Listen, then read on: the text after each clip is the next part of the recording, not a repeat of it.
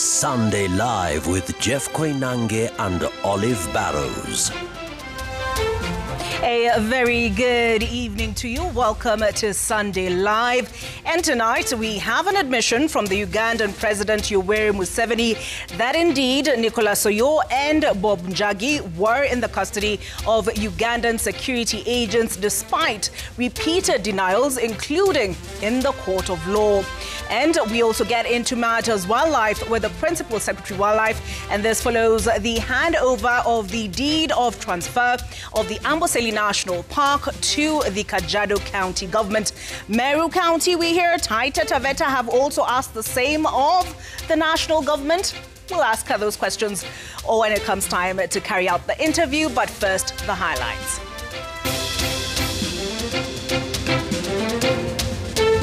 We picked them up, and they have been in the fridge for some days. They were experts of riots. Ugandan President Museveni admits detaining Kenyan activists Njagi and Oyo. Another Kenyan killed in Tanzania. 68-year-old Albert Kamala murdered in Moshi, while a Kenyan lawyer is detained for days and deported. We must refuse to continue to be a third world country. That you can make Kenya a first world country. How? Politics over first world pledge. DCP leader Rigathi Gachagua dismisses President Ruto's promise as head of state promises to prove naysayers wrong. Food destroyed, homes submerged. 6,000 families rendered homeless, farms destroyed after heavy rains in Trans Nzoia. I am joined by Belinda Phillips as our sign language interpreter, and do share your thoughts and questions on our Citizen TV Kenya at O'Barrows on X. The SMS line is 22422 and the hashtag is Citizen Sunday Live. We begin, as I indicated, with revelations from Uganda, where President Yoweri Museveni admitted to detaining Kenyan activists Bob Njagi and Nicholas Oyo. Museveni boasted of it on a radio talk show aired by the Uganda Broadcasting Corporation. He said the two were arrested following an intelligence brief that they were riot experts working with his rival Bobi Wine. With that report is Gatete Njoroge. Hours after activists Bob Njagi and Nicholas Oyo were released by Ugandan authorities after 38 days in detention and reunited back with their families, Ugandan President Yoweri Museveni has broken his silence over the issue, confirming that the activists were indeed arrested and detained by Ugandan authorities. They are very worried about Uganda. President Museveni, who hosted a radio show at Mbale State Lodge, which was aired live on Uganda Broadcasting Corporation, defended the action which he says was backed by intelligence brief. Here, of course, we have very good intelligence, and we know them. Like, for instance, we have got two Kenyans whom we arrested. They have been with us. I have their names, but I don't remember their names. They came. They were working with Chagulanyi's group.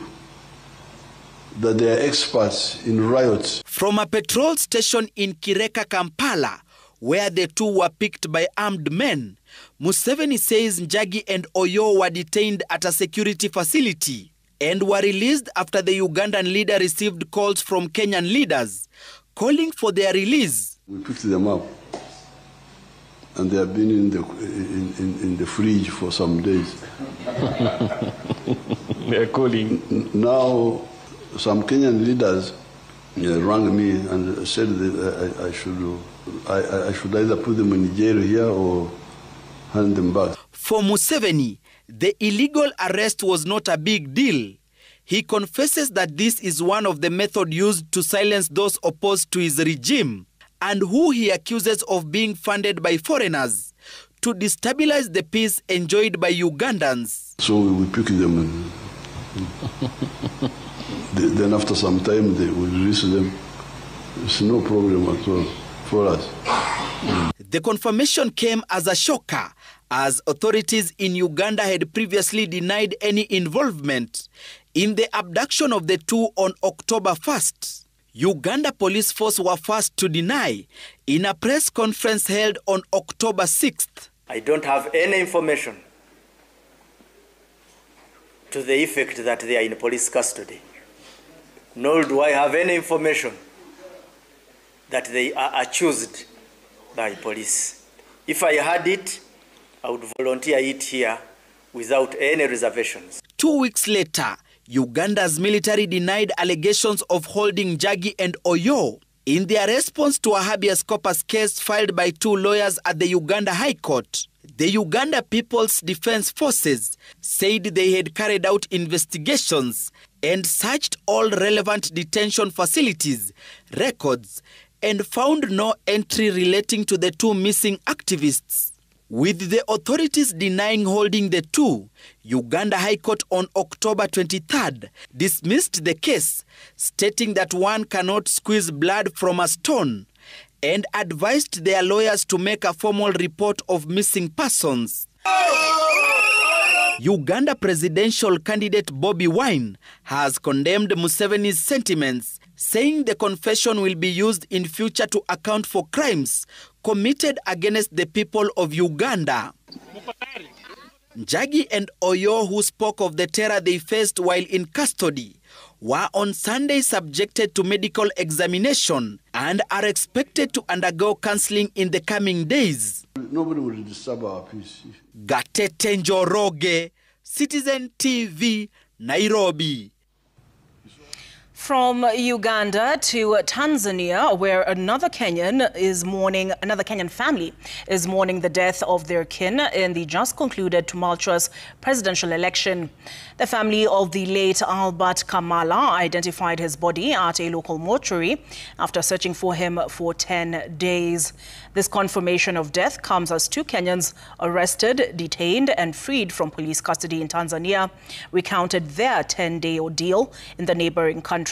Brenda Wanga has more. What was meant to have been a birthday and business trip to Zanzibar for 29-year-old lawyer and businessman and another businessman who did not want to be identified turned into the worst 10 days of their lives. Frederick Obuya and the other businessman arrived in Tanzania 2 days after the election. A police station, during which period we asked to frog jump into the police station, which was rather interesting. And after being taken to the police station, that's when a bit of the beatings were given. So you're asked, lala kifudifudi, so you sleep flat. They beat you up. At that point, they're beating everyone up. Mambo yenu ni magumu, ipo na wakubwa. Lakini kutoka hapa labda wiki mbili hivi. And I'm like, what do you mean wiki mbili? What are we being charged with? What is our mistake? Because in my head, I know that, okay, wiki mbili how? The two Kenyans were thrown into a cell with 74 other people. This was to be their home for the next 8 days of what they can only describe as physical, psychological, and mental torture. There is no water in the cell. The toilets are stinking. You step on the floor and it's sticky. Ni kama uji, ni kama unakanyaga uji. That is where you're supposed to sleep. There are bed bugs. You can literally see bed bugs. Given Jerusalem's temperature, it's hot, it's boiling. Jerusalem used to get to about 36 degrees at night. Everything from the lodgings to the food was designed to inflict the most pain and discomfort. So the bakuli ya ugali, wanaichota, wanakuchotea yako. It's like katonge tu hivi. So they give it to you because the food has to be enough for the 76 people. So wanakuchotea yako, wanakupa. Anakupa, and then a dish of bean soup inapitishwa around. Then you dip your tonge la ugali ama tonge la wali hapo ndani. If you get one bean, then it's your lucky day. The two Kenyans say their nationality in those cells made their stay that much harder than the other detainees. Every day, they'd write your names They'd differentiate people based on where you are arrested. If you are arrested in this area, you're taken there, this area, this area, this area, and then they'd write your names. So they do that every single day. And the beatings used to come for people who are being interrogated. Their release coming eventually after immense pressure was applied through restored social media and their stubborn refusal to toe the line anymore. But even as they left the detention, they say one more Kenyan remained in custody. It is only yesterday when we were leaving, when we bumped on one Kenyan who was now being brought, who is, looks like he's barely 20. So we tried to get his contacts, his family members. He said he doesn't have a family. The two are lucky to have survived the detention. Another Kenyan, Albert Kamala, who resides in Tanzania, has been found dead. Kamala, 68, was arrested on election day in Moshi, Mount Kilimanjaro area of Tanzania. Eyewitnesses say he was picked by plainclothed men, roughed up and bundled into an unmarked vehicle. His family has been searching for him since then, only to find his body at a small health center in Holili near the Kenya-Tanzania border. We are very sure he was killed, he was shot and killed in Tanzania. That body is in Tanzania. In the event you've decided to bury it with the others in mass graves, this one you will exhume. Brenda Wanga, Citizen TV. Staying with Tanzania, and the Tanzanian government is calling for talks with the opposition following the deadly post-election violence that gripped the country, with human rights groups voicing concern over the state of human rights and governance in East Africa's largest country.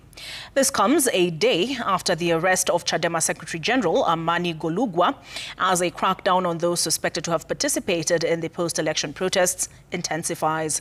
Ayub Abdikadir has more. Mimi Samia Suluhu Hassan naapa kwamba nitakuwa mwaminifu kwa Jamhuri ya Muungano wa Tanzania. Nearly a week since our inauguration in a military parade ground,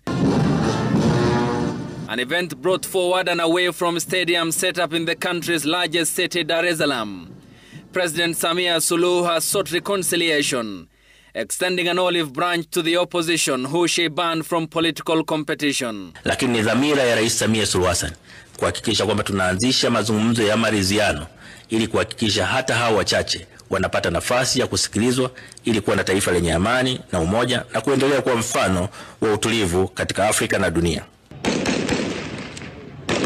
In an attempt to overcome the plenty of prejudices thrown Tanzania's way in the aftermath of the tumultuous polls, a period followed by press censorship and worryingly shrinking democratic space, President Suluhu is seemingly seeking solutions.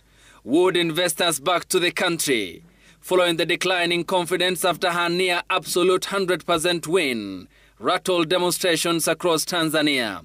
Rais Samia Suluhu Hassan amenituma niwahakikishieni kwamba nchi yetu ni salama na tulivu na iko tayari kupokea wageni wa aina mbalimbali kutoka duniani kote kwa mafanikio ya nchi zetu zote.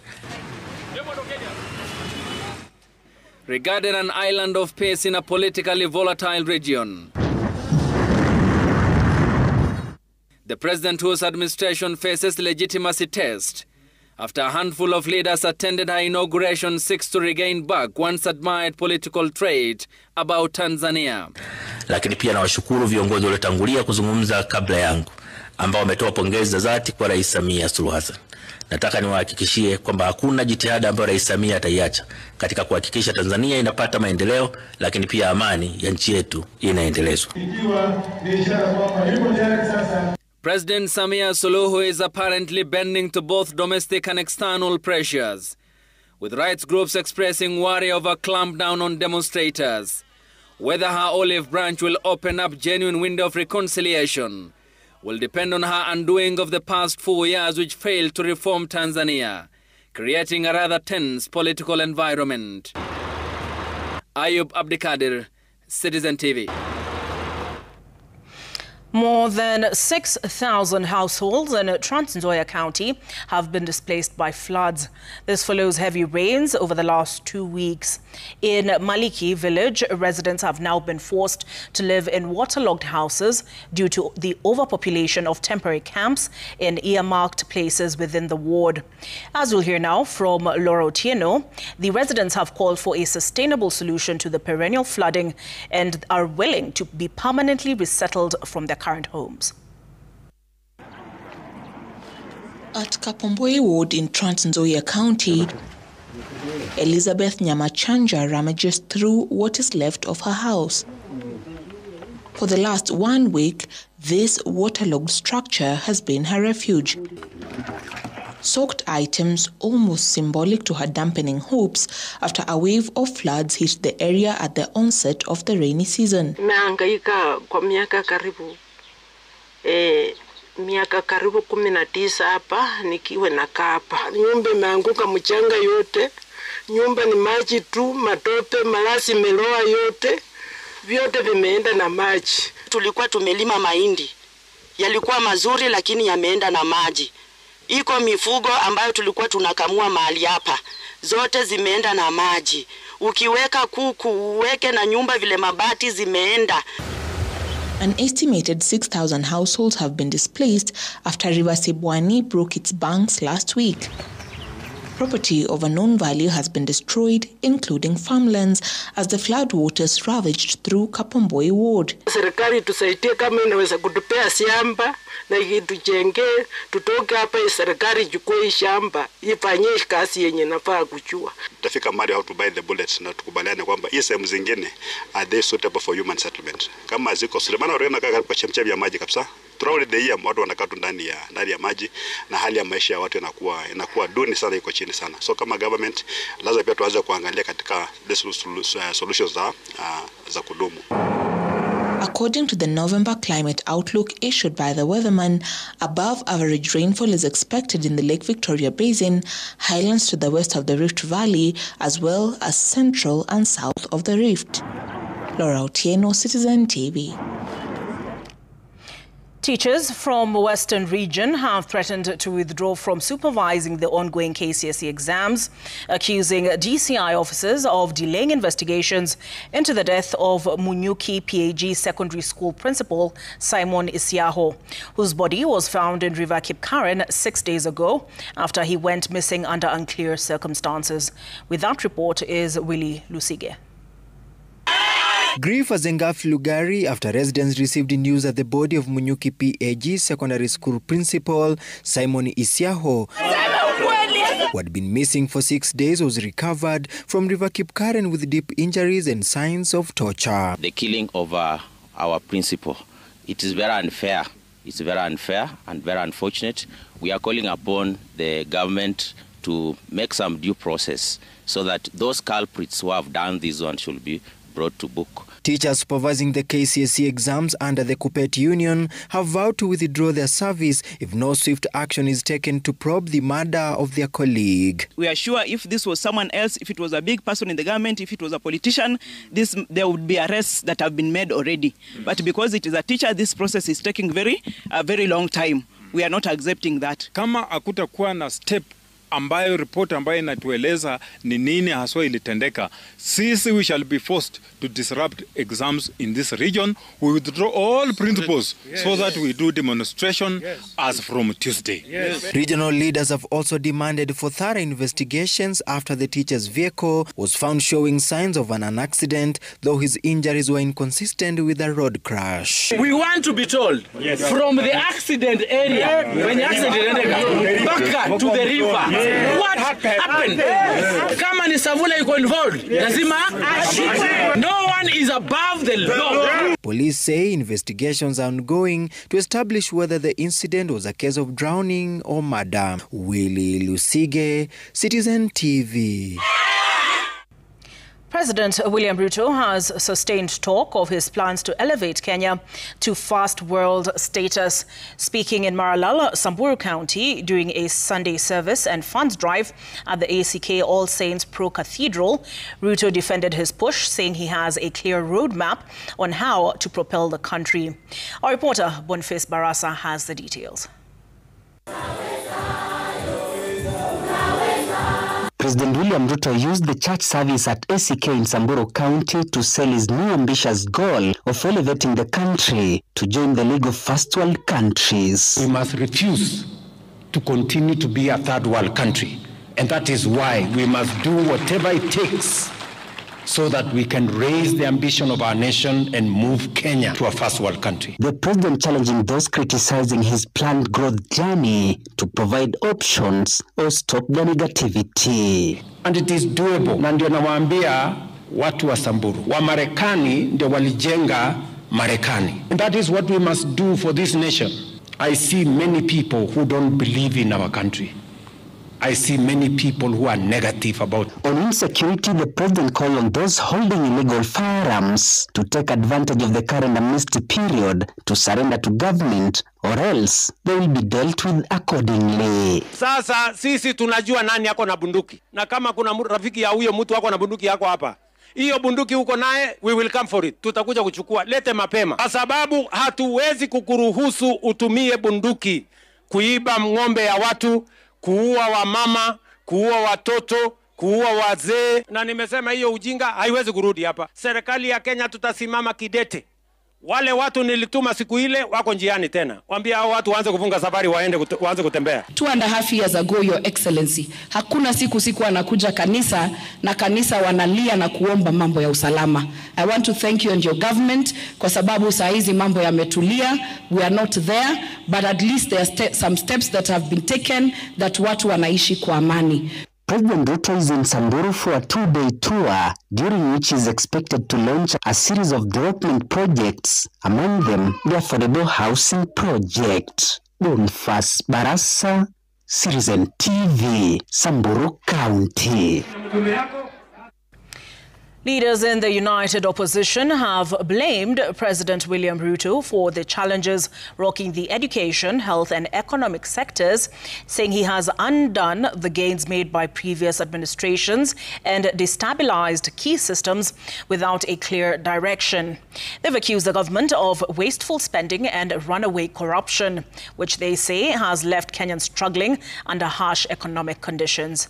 Billy Toletenges has more. The united opposition formed to take on the government and ultimately challenge President William Ruto in the 2027 elections appears to be consolidating support from the grassroots across the country using different strategies. The leaders say the president is giving empty promises to Kenyans, accusing him of failing to run government effectively. Now, William Ruto, aka Githinji,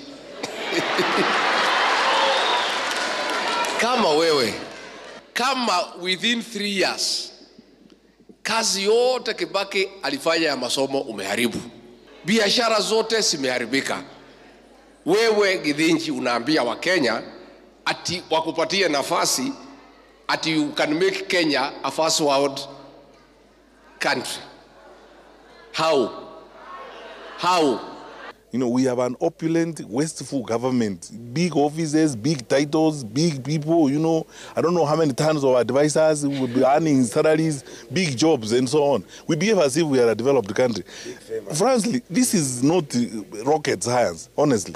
The leaders also accuse the president of presiding over excessive use of force against citizens and persecuting critics with trumped-up charges, a trend they describe as dangerous among African leaders seeking to cling to power. African leaders must stop treating protesters as criminals. In the case of Kenya, in the case of my own country, senior counsel went out there, PLO, next to commit a march from prison to enter and defend young Kenyans who are charged under Prevention of Terrorism Act. They further took issue with what they termed as wanton corruption within government ranks, under the watch of the executive, accusing President Ruto of rewarding political allies. This is not the time when you have a truckload of advisors, everybody who's, collect every political stillborn and make them something. And we call them what, so on. Then in the process, you're paying them money, they're driving around government money and so on and so forth. Then people are flying around the country in choppers and so on, telling, empowerment.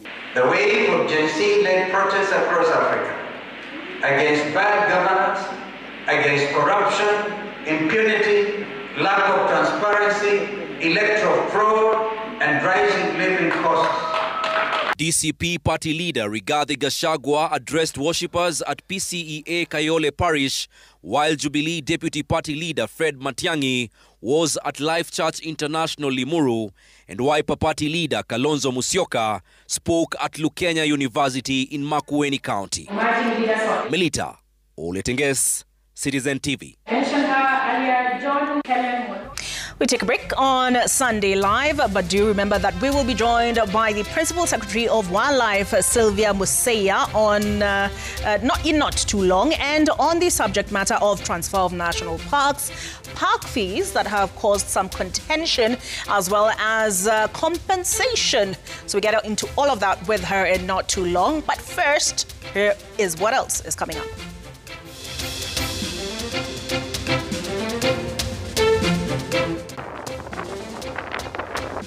Changing face of Somaliland.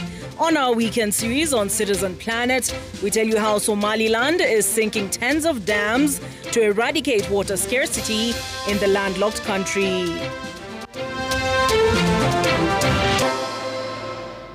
Thank you for staying with us on Sunday Live. A section of ODM members have committed to remaining in the broad-based government beyond 2027, vowing allegiance to President William Ruto. Speaking in Kisumu on Sunday, the Energy Cabinet Secretary, Opiyo Wandayi, rallied residents to support President Ruto's second bid, saying he has shown himself to be a loyal friend of the region. Similar sentiments were echoed by members of parliament allied to the government, who vowed to consolidate their bases in support of Ruto. Laura Otieno has those details. With cracks appearing within ODM on the stance of the party regarding whether or not to back President Ruto's second stab at the presidency, a section of leaders have voiced their support of the president. The leaders accusing some of the top party leaders of what they said is a miscalculation on the strategy of the Orange Party to clinch power in the next elections. Politically, we have got just two formations, clearly, and there's going to be no big change between now and next elections.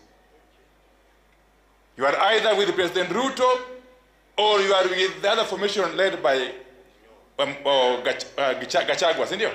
This confusion that a few of us would want to bring here, we must deal with it early enough. What political theory or government system is this?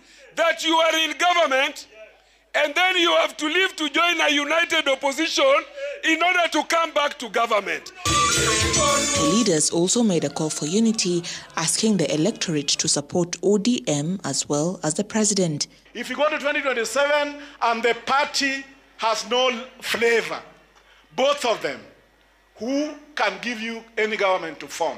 A stronger ODM is what will make Waziri Opiyo Wandayi and his teammates stronger in the broad-based government. Maendeleo ambaye mtaona hapa chini itashinda hata ya huko juu kwa mlima. Kwa nini? Kwa sababu William Ruto anataka kuonyesha kuwa ingawaje baba hayuko, ile vitu walisikizana yote atahakikisha amefanya zote. Laura Otieno, Citizen TV. Interior Cabinet Secretary Kipchumba Murkomen has assured Kenyans that the upcoming police recruitment will be free and fair, and called on members of the public to report those soliciting for funds.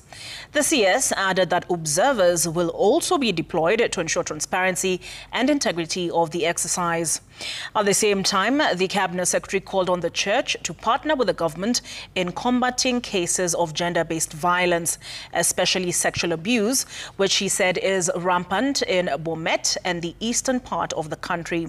The CS was speaking at a church function at AGC Kaboson in Bomet County. Kuongeza 10,000 police officers in our police force so that they can help us itusaidie kuhakikisha the numbers ya hii county inaenda juu ndio wasaidie kufanya kazi. Na tukiandika hawa 17 tunataka transparency and accountability. Watu wakienda uwanja kukimbia, wale pia wanabeba pesa kununua wale recruiting officers, ndio mwenye maskini apotee na mwenye ako na pesa apate kazi, tutawashika. Na mimi nataka community mjitolee jameni kuwa na observers. Tumesema hiyo exercise iishe by saa 11. Ikiisha by 5 majina ya wenye walipatikana itangazwe. Na mwenye anapebana na pesa, I want the support of the community. Mko na masimu siku hizi, kwa nini mnapiganga sisi masimu? Simpige wale wanapeana pesa masimu. Na mtume, mweke mtandao, mnitumie, mpeleke to arrest hawa so that we can sort out this thing of corruption. We are working hard to make sure that recruitment inakuja itakuwa very transparent. Since 2022, countries in Africa have been hit by extreme weather conditions, which include droughts, floods, and landslides, as we recently witnessed. With livestock decimated and crops failing, water has become a scarce and a valuable resource. In Somaliland, makeshift dams are gaining popularity as the United Nations Development Programme supports action to eradicate water scarcity. In our weekly series, Citizen Planet, Laura Tieno now reports on the changing face of Somaliland, where green landscapes are replacing dry earth.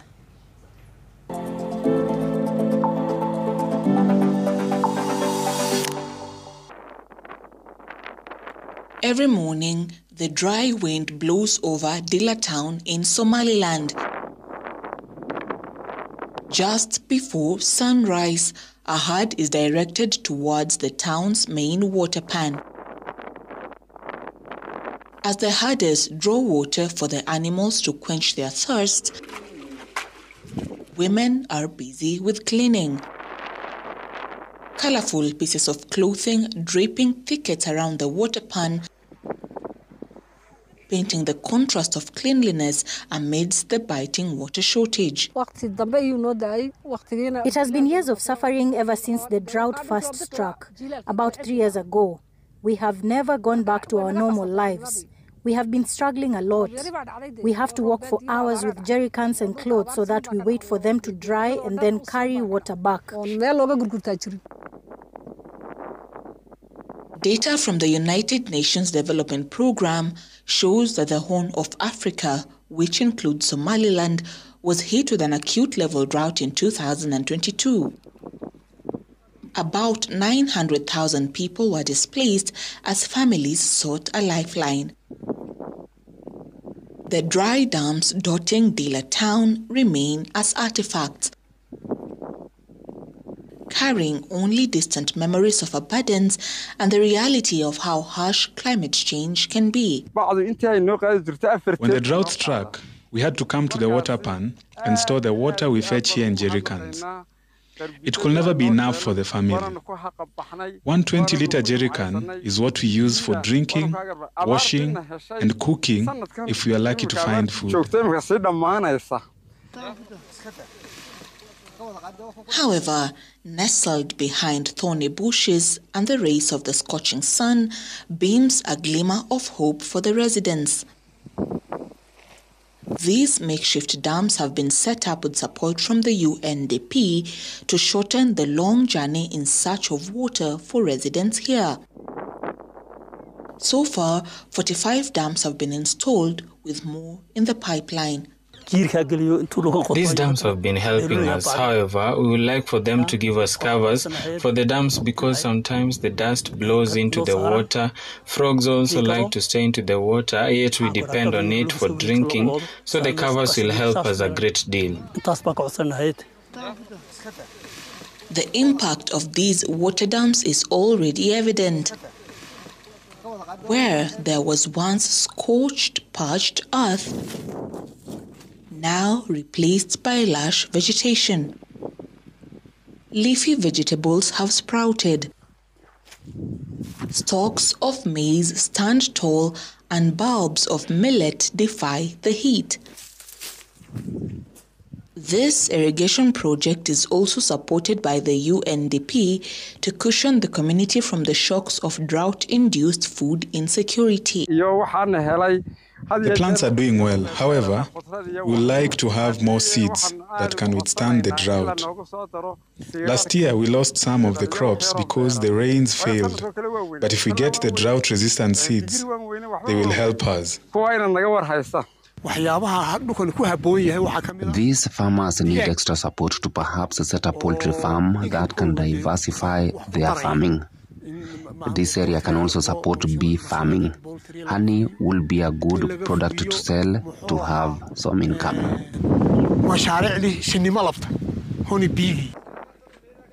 Climate change, however, still fights back. Irregular weather patterns are proving a threat to the dams and the way of life for these traditionally pastoral communities. Somaliland is now seeking more partnerships in order to sustainably build resilient systems. Water harvesting system is complicated. If they do not store enough water during the rainy season, that's a big challenge to their livelihood and the sustainability of their livelihood. So that's one thing. Additionally, there's also the temperature is changing. There's a lot of heat in the day. There's also sometimes it's cold at the night. While Africa seeks to mainstream adaptation in the COP30 deliberations in Belém, the hope of millions of people like Roon and her family lies on the outcome. Leading with solutions, they hope that funds will flow to the grassroots to cushion them from the vagaries of climate change. Laura Otieno, Citizen TV, in Dila, Somaliland.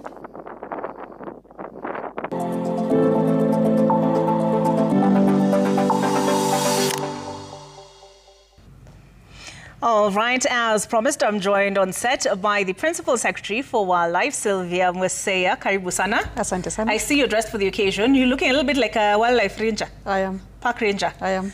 Okay, karibu sana. All right, so let me start with this. Yesterday we saw the transfer of deed for Amboseli National Park. The president made some remarks with as regards community involvement. What in your view will this mean for conservation, or what's the vision? Thank you very much, Olive Barrows. Maybe I would want to start with a small history. Wildlife, like most natural resources, if not all, belongs to the people of Kenya. And many years before, pre, during, and post-colonial era, we've seen different conservation models happening in the country. However, we had wildlife before the colonialists came. We had wildlife before Kenya Wildlife Service was formed in 1989. And different communities reacted to it differently. Some communities had learnt the art of coexisting with wildlife quite very well because their culture and way of life allowed. If you look at the Maasai community, for instance, livestock and wildlife coexist very well. It's not the same for crop farmers who then felt that a lot of wildlife was a distraction to their hard-earned labor. And therefore, the first park was gazetted in 1946, Nairobi National Park, as a national park. Then Amboseli was then gazetted thereafter in 1948 as a national reserve. National parks are under national government, Kenya Wildlife Service. National reserves are under county governments. And there was not a proper rationale or formula on what was a national park and what was a national reserve. However, I deduced that communities that coexisted with wildlife quite well then would have been left to manage the gazetted protected areas at a county level. And therefore, Amboseli was first gazetted as a national reserve in 1948 under the Olkejedo County Council. Mm-hmm. But in 1974, it was reverted to national government. It was a very important and remains one of our most important protected areas. It is our highest revenue earning park in the country, earning at least 1.6 billion per year. And when that reversion happened, the Maasai were very uncomfortable with it because they'd been taking care of wildlife all their years. And Amboseli was chosen as a park. The colonialists would gazette a park mostly because of concentration density of the wildlife. So they would look at a place and see there's too much wildlife, and they would then decide to protect it. But their protection model was a fortress, which means they would then say this is for wildlife and people should not live in it, which worked well in some areas not so well. So Amboseli was such one area where the community felt that what was gazetted was, first of all, their community land. Number two, they were already very comfortable living with this wildlife. They were protecting it. And Amboseli generally is a swampy area. So by the time the colonialists were coming to gazette it, it was from the point that it was a watering point. We have more wildlife living outside Amboseli National Park at any particular time than that lives within the park. So the additional community land, then the community around felt, if you are already taking away this, then take away the animals that are in our spaces, put it in that space that you have taken out, and leave us to be. So we have had a challenge. We recognize it was a challenge. Of all the parks that we have in the country, Oltukai wetland remained under the county government of Kajiado up to date. So there was still a part of Kajiado that still remained with Kajiado County government. Further, we tried to appease them. It is the only park where we would give 20 million Kenya shillings every year in form of bursaries. So we knew, and everybody knew, that there was an injustice that was committed. So this year, in 2023, we started the process of the transfer of Amboseli, and that's why we took it back. It is from a historical point of view, it's from a coexistence point of view, it's from a culture point of view. However, I have to say that community-based natural resource management is the best form of natural resource management, where communities feel involved, whether through county governments. We have over 28 national parks, over 35 national reserves, but we have 215 conservancies across the country that continue to give us space, much needed space for wildlife. We obviously are not gazetting any more land as protected area, and yet what we have is really less. The population of elephants in the country, in the census that we are just about to release, is about 42,000. So the population has grown steadily since KWS was formed, anti-poaching efforts, and as the population grows, the human population is growing, need for industries, need for settlement, need for infrastructure, and therefore we have to really think about how to have communities and counties incentivized to continue to allow open space for wildlife. So that was the thinking behind it. That was the thinking behind it. All right, we take a break, but when we come back, we get into much more, including wildlife compensation, human-wildlife conflict compensation, the KWS fees that have caused an uproar, as well as I'm curious what the relationship is with KWS and the community, because you talk about the community being a big part of conservation efforts, but what is there trust there? We get into all of that on the other side of this break.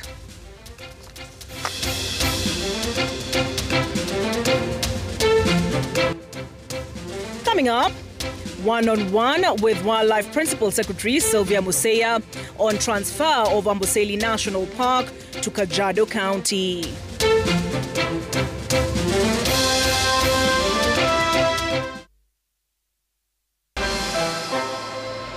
All right, thank you for staying with us on Sunday Live. As you met her earlier, and as I'd mentioned earlier, we're joined by Sylvia Musea, who is the Principal Secretary Wildlife. I just want to wrap up quickly the question of national parks and county governments. You were explaining to me the Meru Taita Taveta, because we have the Meru National Park, for instance. They also want a cut of the revenue, because I know, and according to what Stephen Leto told us, under the current arrangement where the Amboseli National Park is concerned, it is what, 70-30, then 50-50, then over a 3-year period, the entire amount goes to the county government, or? Yes. Okay. To Amboseli County. Okay. To Kajiado? To Kajiado County. Yeah. Yes. All right. So is your question... So what is the clamor that you're hearing? There is a misconception that there is a clamor by the rest of the governors to have the parks change ownership. We have not received any such. What I've heard is a clamor from the governors to have some of the revenues from the national parks in the counties that host these parks. More specifically, Savo East and Savo West. Mm-hmm. You will remember that the Savos occupy 64% of Taita Taveta county government land. To that, we say, obviously there's need for dialogue, two-pronged. Parks have been managed by Kenya Wildlife Service since 1989, and under the stewardship of Kenya Wildlife Service, and putting a lot of science, a lot of data, a lot of resources, then they've been able to generate some revenue in which the governors want a share, which is okay. But then we have another 30 plus national reserves under the county governments in which governors have a chance to put management, put officers, put investments, and accrue some revenue, own source revenue for themselves, which is not happening. So we are trying to look at a national policy together with the Council of Governors on how we can collectively and wholesomely look at the management of both parks and reserves. Even the reserves that are working, say Kitui, Mwea, Nasolot, are all working because the county governments have signed an MOU of partnership with the Kenya Wildlife Service. So you sort of feel if Kenya Wildlife Service is not managing these parks, only Masai Mara, Samburu, Buffalo Springs, and another one in Isiolo seems to be working. So we are happy to have the discussion with governors on revenue share. I'm happy to say that most of the governors realize that management of a national reserve or a national park is not walking the park. And that's all the clamor they have. It's not ownership. It is benefit from the natural resource they are in their counties, which is a good conversation to have and which we are currently having. Okay. Yeah. All right, let me move us along to the question of park access. And I'm just reading a notice issued that as of November the 1st, that there is a new upgraded system. So the transition from the old, this is KWS, right? Transition from the old eCitizen platform to the upgraded new eCitizen payment system, KWS Pay. And the new upgraded system includes multiple payment options. All transactions will apply a monthly dollar exchange rate in line with the Central Bank of Kenya rates, in addition to facilitation charges to cushion the service provider against inflation, currency fluctuations, and interbank charges. The dollar exchange rate will be reviewed and communicated monthly on the KWS website and KWS Pay portal. A nominal administrative fee per transaction will apply as outlined in a Gazette notice dated the 22nd of December 2023. And lastly, an additional 5% gateway fee will be charged per transaction in line with the Central Bank of Kenya approval to support system maintenance and operation costs. All payments through bank cards attract additional charges depending on the card service provider that range up to 3.5%. First of all, why the change? We have two matters on the issue of the new park fees. One is the additional fees. Which I think we've discussed with the stakeholders in the sector, and we are good to go. And we've said change is the only constant thing in life. 18 years ago, I would buy a loaf of bread at 20 shillings, 25 shillings, and everything else. Cost of doing business, cost of production, and cost of conservation is not getting any cheaper. So we did agree on the new park entry fee and the increase therein. We had, first of all, gazetted in 2023. The stakeholders took us to court for lack of proper public participation. We redid it, and we were in agreement, and therefore we gazetted the new ones. Then we have a second change from the eCitizen to the KWS ePay, and the raft of changes that you have then read there. And that has caused a little uproar, or a lot of uproar in the tourism sector. And that's a matter that is under discussion. We had a public petition to the ministry offices on Thursday. And on Friday, we convened a multi-stakeholder meeting. And so you will allow us to discuss it both internally and with our stakeholders in view of getting a solution, which we shall. But why the shift to KWSP? You could see the long lines, for instance, on Nairobi National Park, and the uproar on the efficiency sometimes of the system. And with KWS, it gets a little complicated because we have parks that are really off the national grid in terms of internet connectivity, electricity, and therefore sometimes you find the system is failing, and therefore we felt that there was a need to upgrade to a more stable, accessible all-round, because eCitizen is a good platform. However, on a random day, if the system fails for a little 5 minutes or 10 minutes, then we inconvenience a lot of people, including tourists. So we thought to shed off to a system that is still well connected to the eCitizen, but then serves the function of KWS much, much more better and more efficiently. On the charges, we've heard the cry from the stakeholders and the sector players, and we are reviewing to find an amicable solution. But as it stands, do they stay? As it stands, it stays. As it stands, it stays. But what was the rationale behind, for example, this, what is it called, the gate? One quick second, let me just pull it up. The 5% gateway fee. Like I said, Olive, a different system attracts different convenience fee, including eCitizen. Sometimes the load is carried by the customer, sometimes it's carried by the service provider. And in this case, we put the load on the customer. And we've heard the cry, and I will say the rationale, the review, and the final outcome is going to be done very soon. So you haven't ruled this out contrary to court orders? No, there's a different court order for something different. Okay. The court order is not on the KWSP. All right. Yeah. Now, tell us, does this not make Kenya a less competitive tourist destination? Kenya is a very competitive tourist destination. I will liken this to the clamor during the review for Masai Mara Game Reserve. When the county government of Narok took the bold step to charge $200 park entry fee and actually limit the number of hours that you could be in Masai Mara, there was a lot of outcry that this would make it less attractive. I'll tell you what that has done. Sometimes when we undervalue our resource, we then have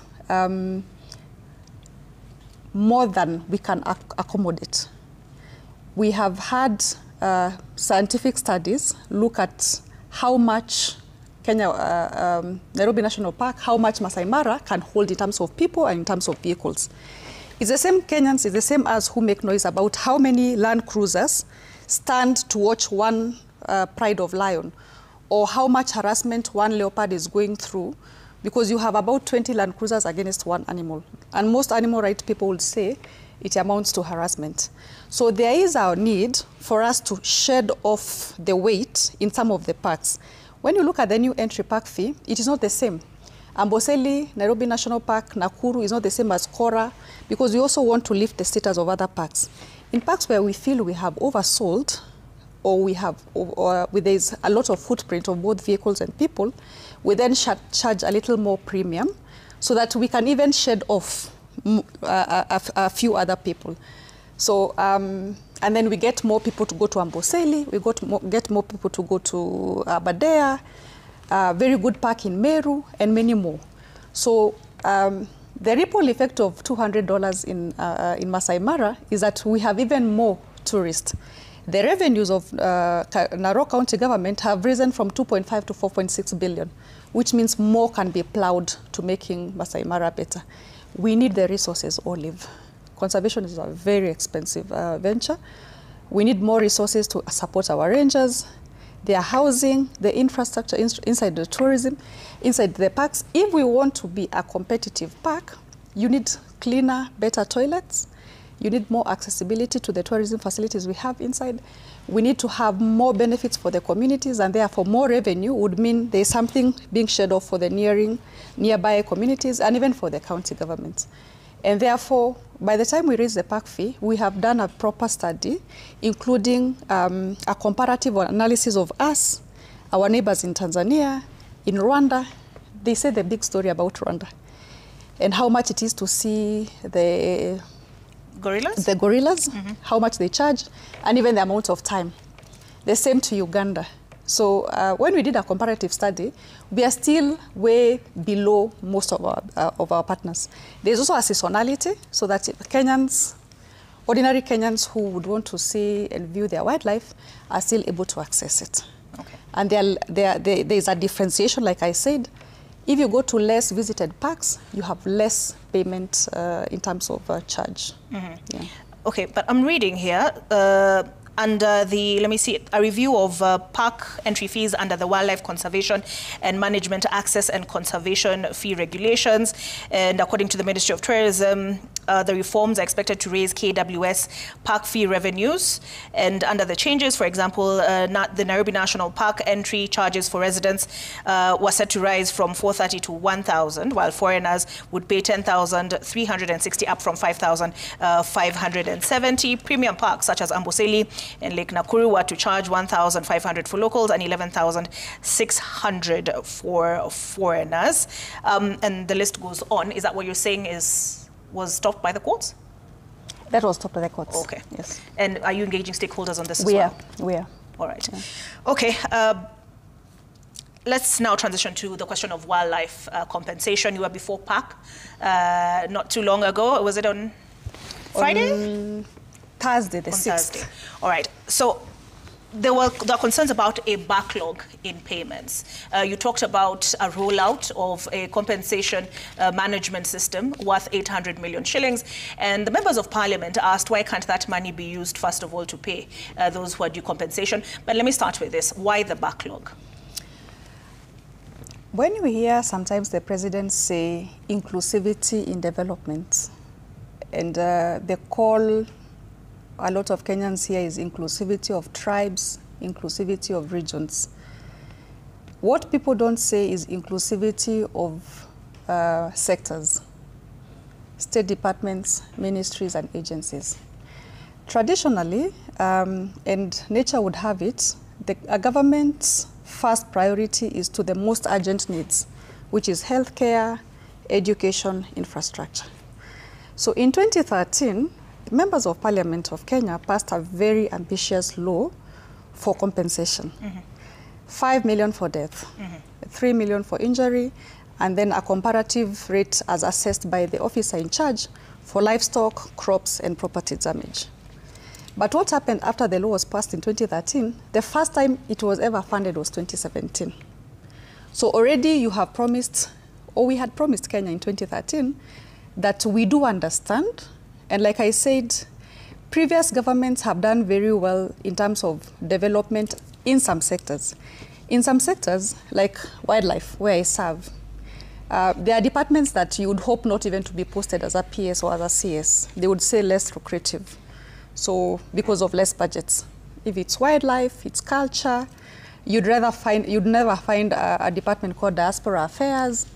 Labor was for strikes. You'd never find the programs that Labour is doing today in terms of labour mobility to countries abroad. And the Minister of Labour today is a very serious minister trying to sign bilateral agreements to ensure that young people get. So that inequality in sector development meant that we would then roll out projects and programs and never do a follow-through in the budget-making cycle. So that was exactly what happened. When we passed a very ambitious... And when I was in Parliament, I showed them the comparative analysis of how much we pay in Africa. So I gave the statistics of how much Namibia pays, South Africa, Botswana, those are our comparative friends in conservation, Tanzania. We looked at India, Nepal, and the rest of the countries, Brazil. And Kenya pays almost 10 times of what most countries pay. But that's not the problem. The problem is that we then promised Kenyans in 2013 that would be paying them 5 million for death and all the list I said. 2014, members of parliament, the ministry had an opportunity to sit and follow through that commitment in a budget. However, it was never actualized. 2015, it wasn't actualized. 2016, it wasn't actualized. 2017, they gave the first backlog, the first disbursement due to the backlog and the noise. Because already you have told Kenyans that you're entitled to compensation. They have filled forms. They are all full in the KWS offices. Wait, so what is owed to date? Verified and owed, is that the 3.5 billion? So we are still verifying claims because we stopped verification after COVID and after SRC did a circular to stop payment of allowances to non-government officers. So generally verification is done by a community verification committee chaired by the county commissioner. And it has 4 members of the public per county and they are gazetted. So they need to move around. If, for instance, let's use Nairobi because that's where we are and that's what we know. If you have 4 members coming from Nairobi, Nairobi has 17 constituencies. One has to come from Ruai, another one has to come from Dagoretti, another one has to come from the junction between Rongai, Karen maybe, and Kajiado, and another one has to come almost from Kahawa. And they have to meet. Some counties, the road infrastructure is quite wanting. Counties as big as Marsabit and Meru. And you're not providing them transport allowance, you're not providing them sitting allowance because it has been rubbed off through a government circular. So since 2021, no county compensation committee sat. What that meant is that members of the public would go, file a form as approved by the law, report to the nearest officer, get the necessary documents, whether it's a death certificate, whether it's a doctor's report for injury, whatever it is, a livestock officer would then decide or sign off and say, yes, I came, I inspected, I certify that the cows or the goats herein died as a result of a hyena, lion attack, or whatever. And then the forms would go to KWS offices in the outpost. We have 154 stations, and they would lie there waiting for a day. So they have been lying there since 2021 until last financial year, when we were able to convince SRC to allow the county compensation committees to have a small allowance so that they can sit. And when we were then able to have some money to allow Kenya Wildlife Service, which is the secretariat, to convene. So they have been convened, they have been verified and validated. They have just come to Nairobi. The DG Kenya Wildlife Service, I think, sent them to my office last week. So I still do not have the view of how much we owe Kenyans even now. We will have that within the next 1 week or two, once all that information is consolidated. So that process, the manual process, how long the bureaucracy is, the underfunding by National Treasury, the low revenues by Kenya Wildlife Service, means that we have had a backlog for quite a bit of time. But what we did, immediately we came into office in 2022, we did find a budget. Like every other year, there's a budget, but there's never disbursement. In 1 year, they disbursed 65 million of 960, which was on the budget. Because I said, previous government would then say, let us first of all clear the teacher strike. So all the money that had been collected would then quickly go to education sector. Obviously, health is a very important sector. But equity in development means that all sectors are important. Human-wildlife conflict is a development issue. If you have farmers planting and elephants harvesting, then that negates the agriculture agenda.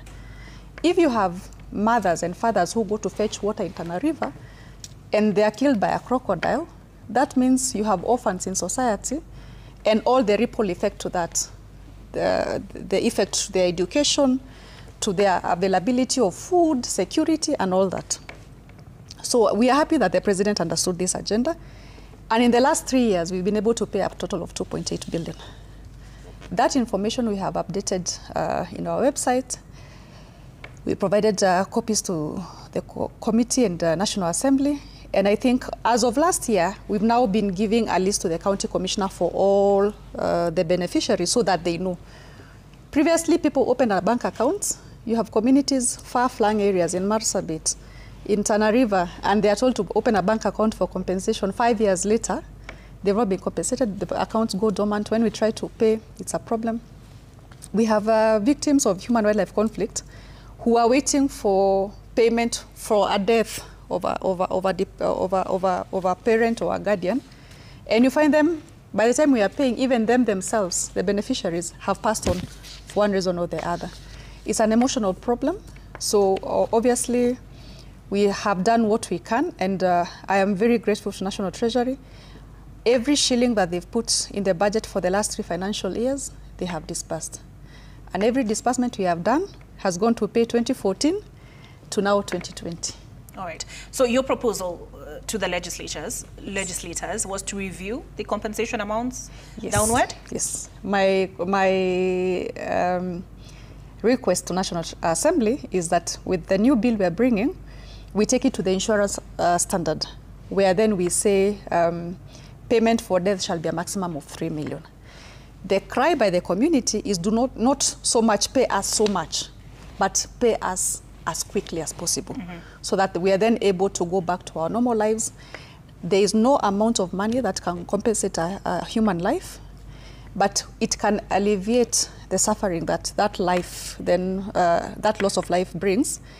And if it is a widow who's been left behind by the husband, if you pay her promptly, she's then able to go maybe do business, stock up her cows, take back her children to school.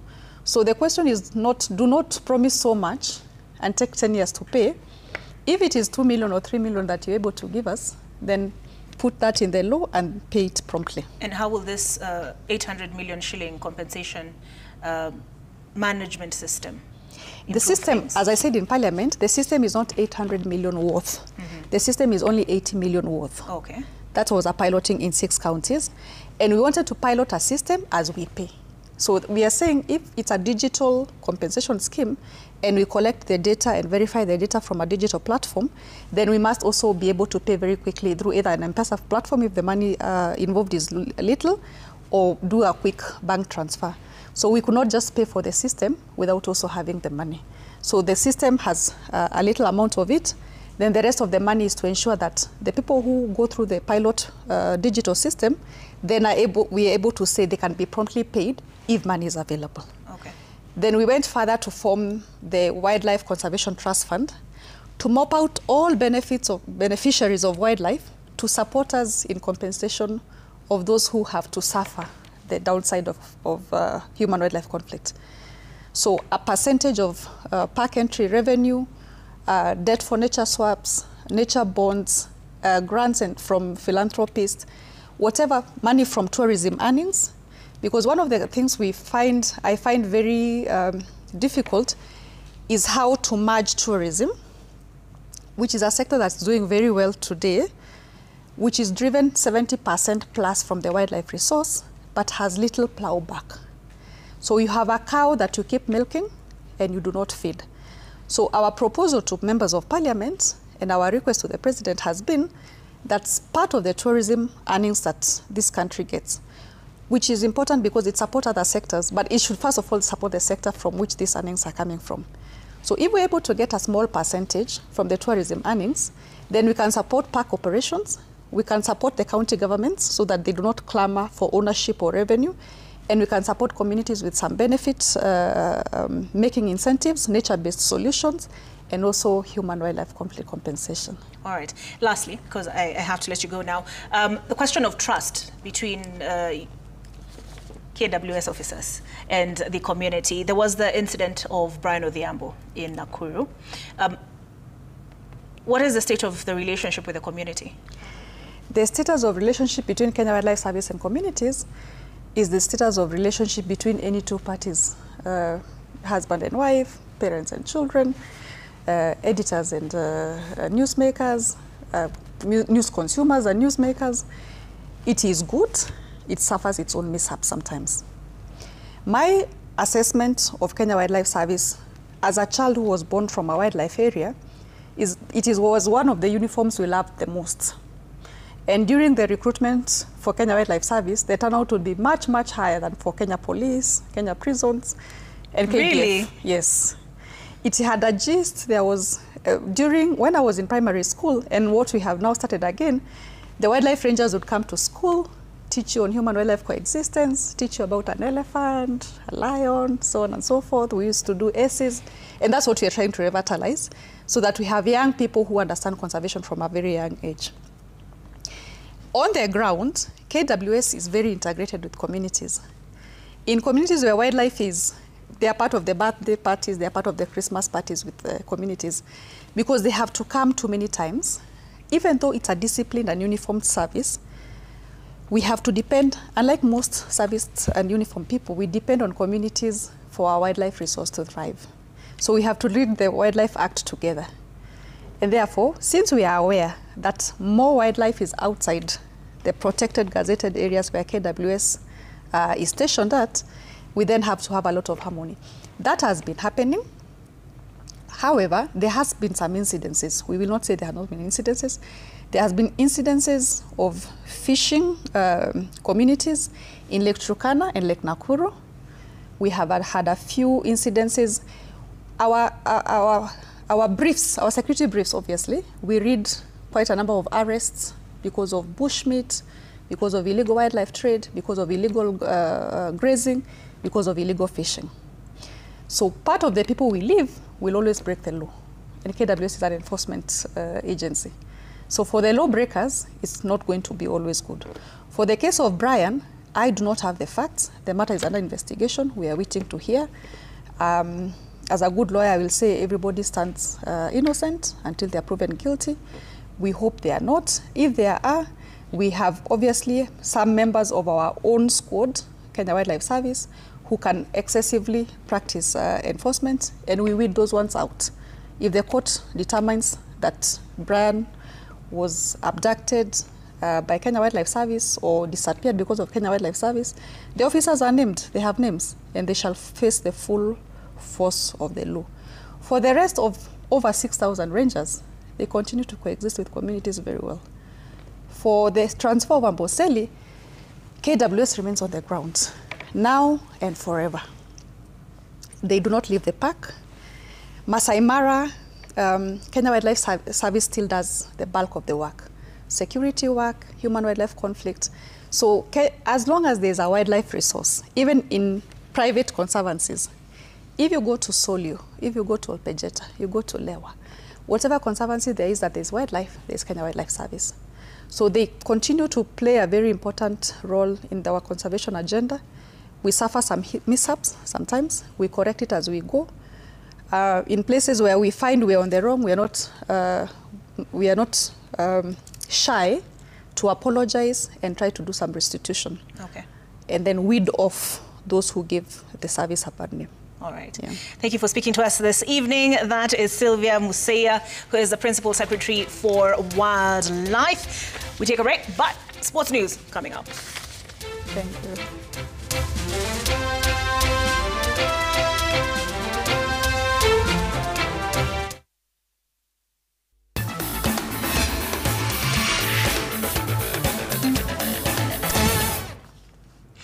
21-time Kenya Premier League champions Gor Mahia went to the apex of the Kenyan Premier League standings after a 2-0 win over defending champions Police FC in a league match staged at the Nyayo National Stadium this evening. Felix Oluoch opened the scores for Kogalo in the 3rd minute before Sharif Musa added the 2nd at the half-hour mark. Gor Mahia now top of the log with 16 points. In the other matches, Bandari FC played to a 1-1 draw with KCB at the Mbaraki Sports Club as Shabana beat Ulinzi Stars 1-0. Meanwhile, APS Bomet also settled for a 1-1 draw against Mathare United. Sharif Musa Ramadan!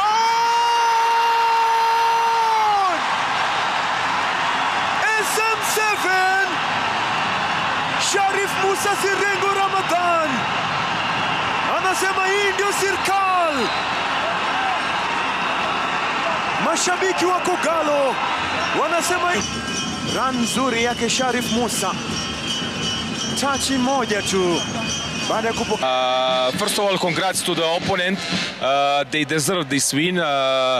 We in life, in sport, in football, either win, either learn the lesson. Now we learn the lesson about how and what to move forward, and ahead of us, we will see how to manage everything in the days. Well, of course, today it was special because we saw the opponent play, and so. You know, normally we go 4-3-3. This time when we went 3-5-2 in order to put pressure on them. We did that and work in the first half. Second half, we were just, as a matter of fact, to manage the game. We saw them coming in with long balls and stuff, but we weren't too worried about it at all. Kenya Under-17 national team head coach William Muluya has named his final 25-man squad set to represent Kenya at the Under-17 AFCON CECAFA qualifiers scheduled for November the 15th to December the 2nd in Ethiopia. The Junior Stars will compete in Group A alongside Ethiopia, Somalia, South Sudan and Rwanda as they seek to secure one of the 2 available slots for the 2026 Under-17 Africa Cup of Nations. The squad features a mix of promising talent drawn from school teams, many of whom impressed during the recent regional scouting and training camps. The team is expected to depart for Ethiopia on Monday. The camp is doing well. Yeah, tunaendelea vizuri. Kwa sababu to keep iko fiti sana, so like tumelearn a lot here in the camps ndio. Apart from home tumelania vitu zingine mingi, ka for example discipline ya camp iko juu kushinda nyumbani. Unapata camp kuna the specific time that you are supposed to sleep. There is a specific time that you are supposed to wake up. With the qualifiers being a tournament, everyone goes there not only to participate but actually to try and compete. It's one of the ways that the team can play into the World Cups, a tournament that is being held annually for us, and we understand that the maximum stage actually should be for you to be assured of making it to the AFCON is the final. So as a Kenya team, we believe that we want to go and compete.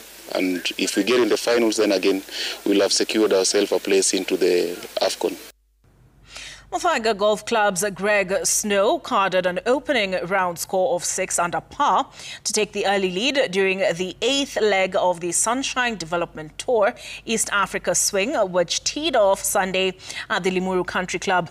Snow produced a composed round marked by birdies on the 3rd, 8th, 9th, 10th, 13th and 14th holes, dropping his only shot of the day on the par 4 7th elite amateur Michael Karanga and veteran professional Dismas Ndiza closed the day tied for second on 5 under par. Karanga produced one of the strongest rounds of the morning with birdies on the 1st, 8th, 11th, 12th, 13th and 15th holes, offset by a lone bogey on the 7th. The tournament has attracted 88 players from Kenya, Uganda, Rwanda, Tanzania, Malawi, India and the United States. Round 2 will be played on Monday.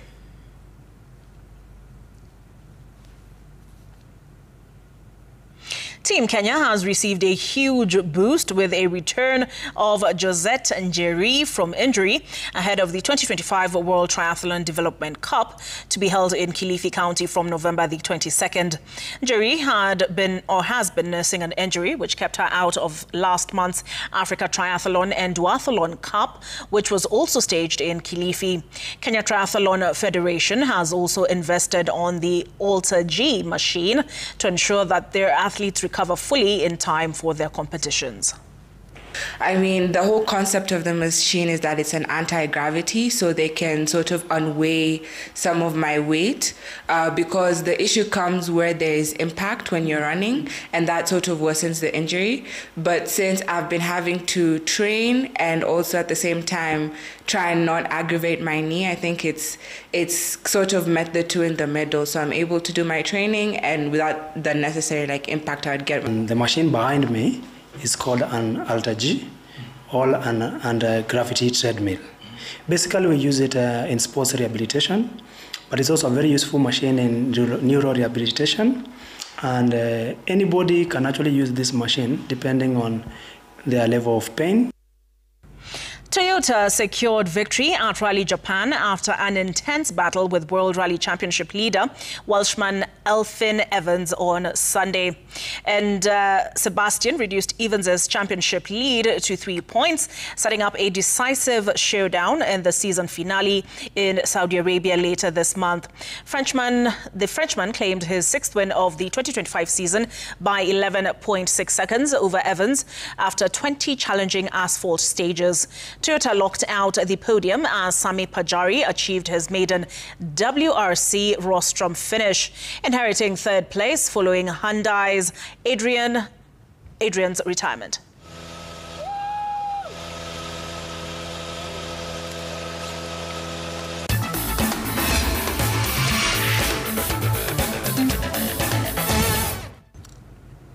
All right, that concludes Sunday Live. I've been your host, Olive Burrows, and our sign language interpreter has been Belinda Phillips. Have yourself a good week.